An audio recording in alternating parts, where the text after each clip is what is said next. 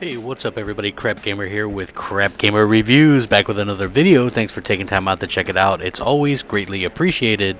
If you didn't know who I am, I go by a few different titles: the albino rhino, the king of all game-related media, and I also go by the most compelling game-related YouTuber.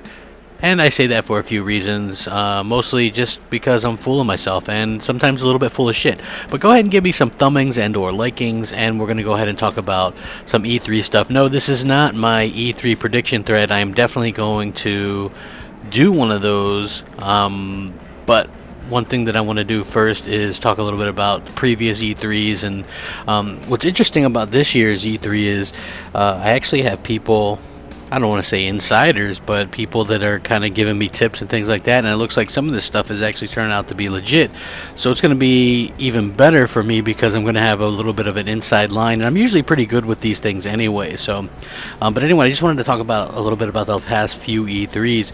Microsoft has undoubtedly won the past 3 E3s. They're going for their 4th victory in a row. They've done nothing but focus on games, and it's really kind of paid off.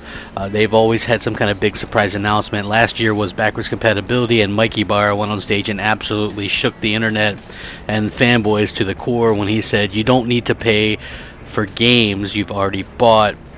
In terms of backwards compatibility coming to Xbox One, and here we are. We've got a couple hundred titles, maybe not the best of the best so far, but we've got quite a bit of them, and I'm very happy with them, and I know a lot of people are too. And we're getting them, you know, the double games as far as games with gold, because all the ones on 360 are backwards compatible, and you can just pick them up right off the dashboard on Xbox One now. You don't even need a 360. But Microsoft is in a very interesting spot, because we all know that for sure, and I know because I've seen the specs and the dev kit, the dev charts and everything for the PS4 Neo and all that stuff. So we know that's coming. How Sony markets that is going to be very interesting. How they make, you know, the 40 million people that already bought a current PS4 feel like they weren't swindled is going to be interesting. What they're going to push now that Uncharted 4 will be out is going to be interesting, because if you look back, the last couple of E3s, their big quote-unquote moments were Uncharted 4 related. So it'll be interesting to see how they do that. They also tend to focus a lot on nostalgia. You know, they did the Shenmue thing, the Last Guardian thing.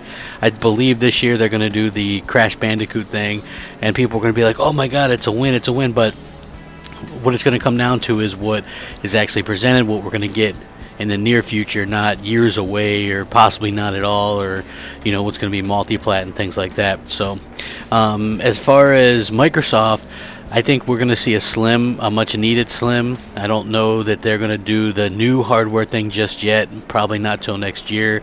Will they show something off? I don't know, I hope so. Just to placate those of you who care about this kind of thing, for me personally, I'm not worried about it.